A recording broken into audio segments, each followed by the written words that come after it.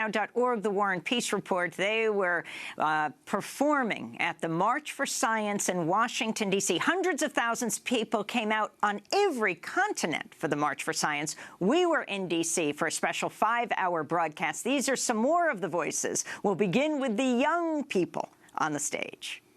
So I want to ask you guys a few questions. Do you shop online at Amazon? Do you use Google at least 10 times a day? Do you share pictures on Instagram? Well, all these technologies would not be possible without computer science. Computer science is a backbone of all the technology that we use today. My name is Kavi Kaparapu. I'm 16 years old, and I'm a junior at Thomas Jefferson High School for Science and Technology. And I'm here today for the future of computer science. Computer science is at the forefront of every field, so why don't we have an emphasis on computer science education? Only 40% of our schools offer computer science, which means you do the math, we're missing 60% of our future Bill Gates, future Mark Zuckerbergs, and future innovation. To compete as a country, we need to compute. Without computer science, our economy would come to a halt. Innovation in medicine would cease. Our space program would not exist.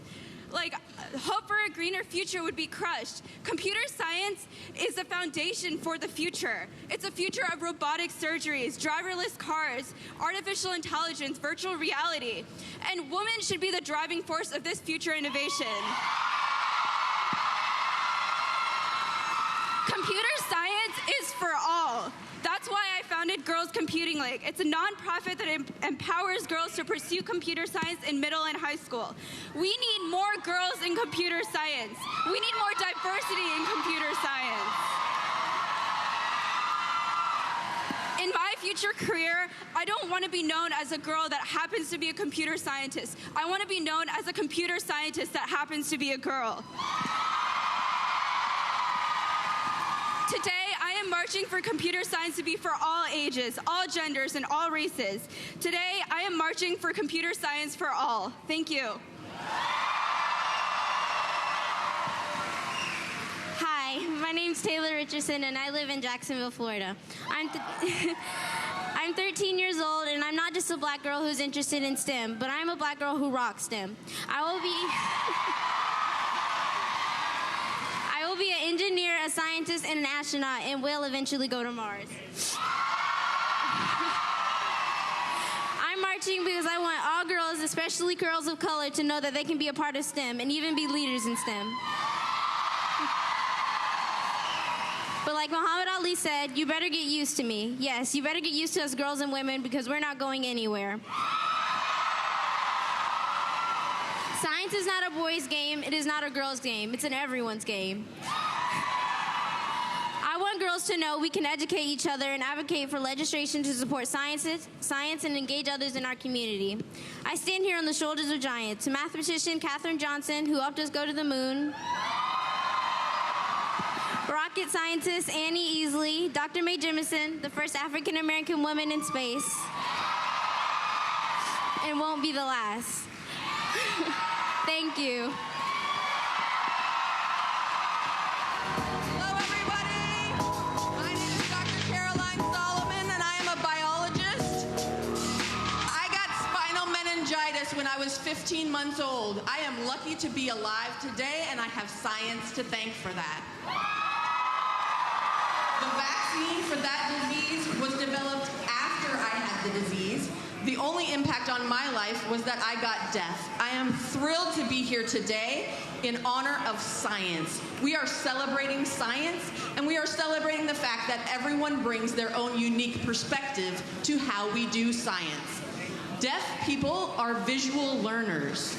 There are studies being done right now by deaf scientists on bird songs. They're not listening to the songs. They're looking at visual readouts on computer screens and studying the songs through visual technology. That's the kind of impact that deaf scientists can have on our world.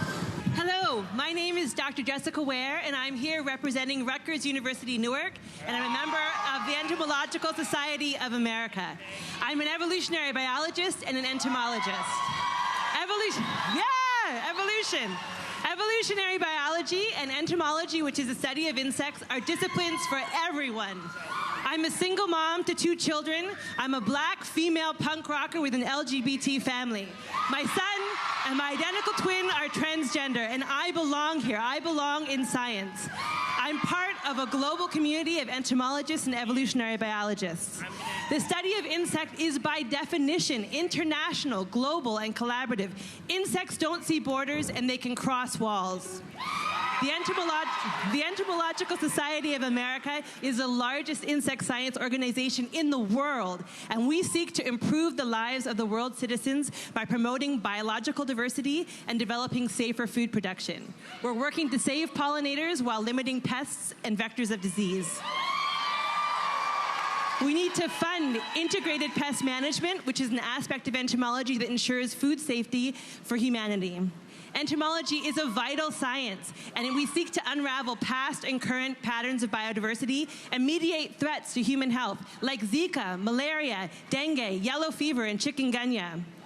Evolutionary biologists seek to understand which species are found where and why, and we need to continue to fund evolutionary study through the maintenance and growth of natural history collections and museums, through funding field expeditions to go out and describe new species before they go extinct. Hi, everybody.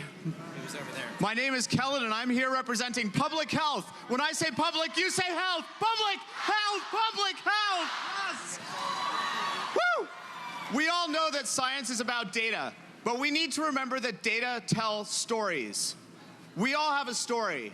My story is that I'm a public health geek and a policy wonk. I'm also a queer transgender man. And science helps make sure my community and I are counted, and we count in decisions that affect our lives. Science is about all of us. It's my friend Amy, a bench scientist who's working to break new ground in the treatment of diabetes. Science is my mother, a citizen scientist who contributes the data from her backyard bird feeder, Cornell Lab of Ornithology. And science is my fellow PhD students at the Johns Hopkins School of Public Health, who do research to inform policy decisions like the Affordable Care Act, to ensure we all have the right to good health. But it's not enough to collect data. We need to share it. Advocacy is not a dirty word. Science is objective, but science is not neutral. The poet Dante wrote that the hottest places in hell are reserved for those who remain neutral in times of moral crisis. We cannot pretend we are above the fray. Science is objective, but it's not neutral. As scientists, as human beings, our mandate is clear. It's for each of us to stand up for what we know to be true, and to stand together when working to shape a future in which we can all thrive. Thank you. Public health! I'm Sean Otto, author of The War on Science. We're gathered here today to defend this fundamental principle, to tell our elected leaders that attacking science is attacking democracy. Denying science is denying democracy. And rejecting science is rejecting democracy. The greatest freedom and the greatest equality come not from the PR campaigns of wealthy corporations, nor from the demands of impassioned ideologues, but from public policies based on evidence. So we say to our elected leaders, the war on science must end. The evidence shows that global warming is real, that vaccines do not cause autism, that research drives prosperity, that there are no such things as alternative facts, and that if you want America to succeed, Donald Trump, you can't lead it with your brain tied behind your back. Hello, science lovers. And a special sago to all the members of the American Indian Science and Engineering Society, observers of nature, water protectors, and defenders of Mother Earth. I'm Mary Jo Andrekin, professor of chemistry at Northeastern University, a Mohawk and a scientist. My research group and I work on interpreting the genome and on understanding how enzymes work. And where does this take us? To finding new ways to prevent and treat disease, to developing renewable energy systems, to designing new ways to make chemicals that are friendlier to the planet. We are also training our young people for the jobs of today and tomorrow. There is growing global demand for solutions in medical technology, clean energy, environmental protection, and biological and cyber threat detection. Innovations mean new industries and new jobs. The United States can and should be the world leader in these innovations, but this depends on investment today in scientific research and education, in the NSF and the NIH. To all the students of science, maybe it's discouraging to know that some of our national leaders today do not believe in what we as scientists are doing. But I promise you, we will prevail. Just some of the voices from the March for Science in Washington, D.C. Hundreds of thousands came out around